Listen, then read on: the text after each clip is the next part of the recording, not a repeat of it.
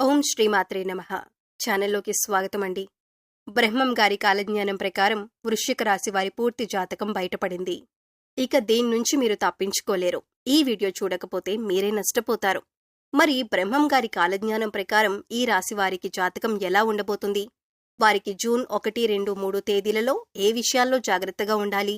అలాగే వీరు చేసుకోవలసిన దేవతారాధన, పాటించవలసిన పరిహారాల గురించి ఈ వీడియోలో మనం వివరంగా తెలుసుకుందాం.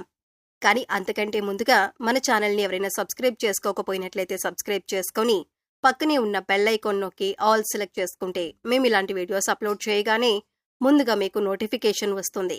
అలాగే వీడియోని ఎక్కడా కూడా స్కిప్ చేయకుండా చివరి వరకు చూస్తేనే మేమేం చెబుతున్నామో మీకు పూర్తిగా అర్థమవుతుంది.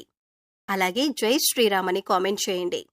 ఇక వివరాల్లోకి వెళ్ళిపోతే, ప్రస్తుతం నడుస్తున్న రోజుల్లో ఈ రాశి వారికి గురుగ్రహం అనుకూలించటం వల్ల వీరికి వృత్తి, ఉద్యోగ, వ్యాపారాలలో లాభదాయకంగా ఉంటుంది.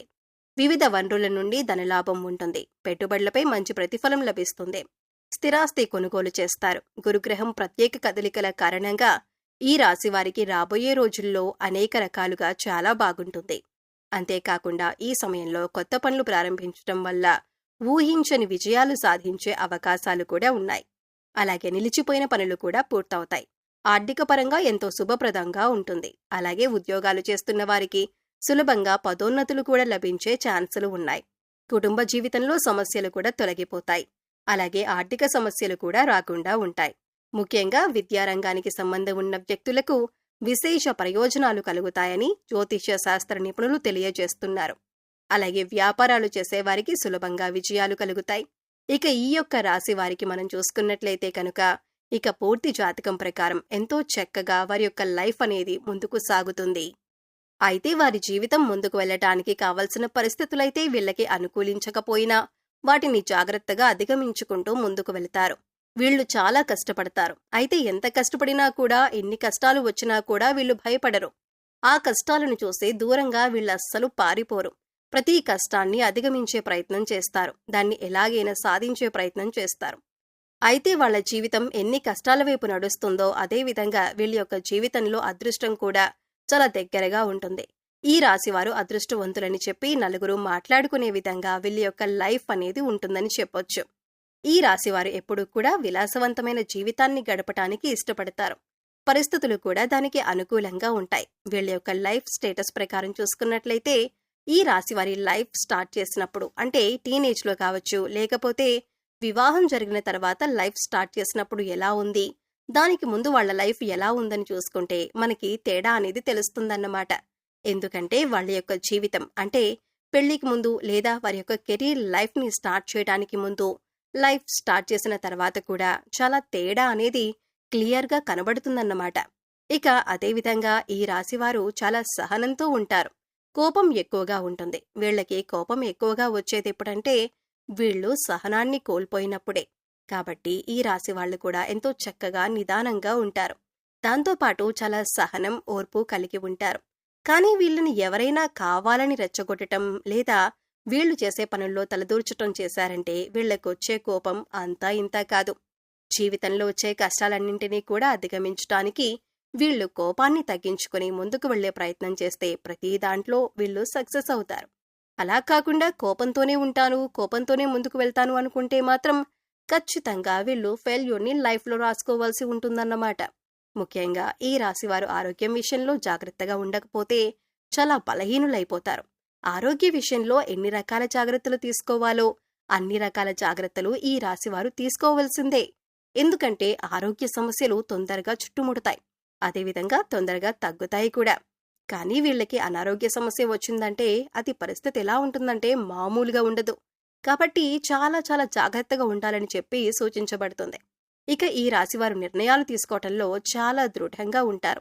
అంటే వీళ్ళు ఏదైనా విషయం గురించి ఆలోచన చేసి దాన్ని ఎలాగైనా సరే కంప్లీట్ చేయాలని కానీ, లేకపోతే ఫలానా పనిని ఎలా పూర్తి చేయాలని ఆలోచించాలనుకున్నారనుకోండి, దానికి సంబంధించిన నిర్ణయం ఏదైతే ఉందో ఆ నిర్ణయాన్ని కన్ఫర్మ్ గా తీసుకుంటారు. ఆ నిర్ణయం చాలా దృఢంగా ఉంటుంది. అంటే నేనొకసారి నిర్ణయం తీసుకున్నాను, ఇక ఎలాగైనా ఈ నిర్ణయానికి కట్టుబడి ఉంటాను అని వీరి ఆలోచన ఉంటుంది. ఒక రకంగా మొండి వైఖరి ఉంటుందని చెప్పుకోవచ్చు. ఇటువంటి దృఢమైన నిర్ణయాలు తీసుకోవటం వల్ల ఒక్కొక్కసారి మొండితనం పెరిగి ఒక్కోసారి నష్టాలు కూడా వస్తాయి. కాబట్టి ఈ రాశివారు కోపాన్ని తగ్గించుకోవాలి. మొండి వైఖరితో ముందుకు వెళ్లే స్వభావాన్ని తగ్గించుకోవాలి. నిర్ణయాలు తీసుకునేటప్పుడు ఆచితూచి అడుగు వెయ్యాలి. నాకు తోచింది నేను చెప్తాను, నా నిర్ణయం నాది అనే వైఖరితో, అలాంటి ఆలోచనలతో ముందుకు వెళ్లకూడదు. వీళ్లు మొండి పట్టుదలను వదలాలి. అయితే ఈ రాశివారు మొండిగా ఉంటారు. బలవంతులంటున్నారు, వాళ్ళనుకున్నదే చేస్తారని అంటున్నారు. మరి ఎక్కడ లొంగరా అనే విషయానికొస్తే ఖచ్చితంగా వీళ్ళు ప్రేమ విషయంలో తల్లి ప్రేమకు మాత్రమే వీళ్ళు దాసోహమవుతారని చెప్పొచ్చు. ఎందుకంటే ప్రతి ఒక్కరికి కూడా ఒక వీక్ పాయింట్ ఉంటుంది కదా. అలా ఈ రాశివారు ఎంత కోపిష్ఠులుగా ఉన్నా, మొండివాళ్లుగా ఉన్నా, అనుకున్నది సాధించటానికి ఏదైనా చేసేవారుగా ఉన్నా కూడా ఏదో ఒక చోట ఆగే పరిస్థితి ఉంటుంది. అలా అనేటటువంటి పరిస్థితి కానీ, హక్కు కానీ తల్లికి మాత్రమే ఇస్తారు. ఇక ఎవరి మాట వినిపించుకోరు. ఒక రకంగా చెప్పాలంటే ఈ రాశివారికి తల్లి ప్రేమంటే చాలా ఇష్టం. తల్లి ప్రేమ వెనకాల వీళ్లు ఉండటానికి ఇష్టపడుతూ ఉంటారు. ఇక ఈ రాశివారికి ఉన్న మరొక బలహీనత ఏంటి అంటే, ఈ రాశివారు ఎవరినైనా ప్రేమిస్తే కనుక ఆ వ్యక్తి ప్రేమకు లొంగిపోతారు. అంటే వాళ్ల చేతిలో కీలుబొమ్మగా మారిపోతారు.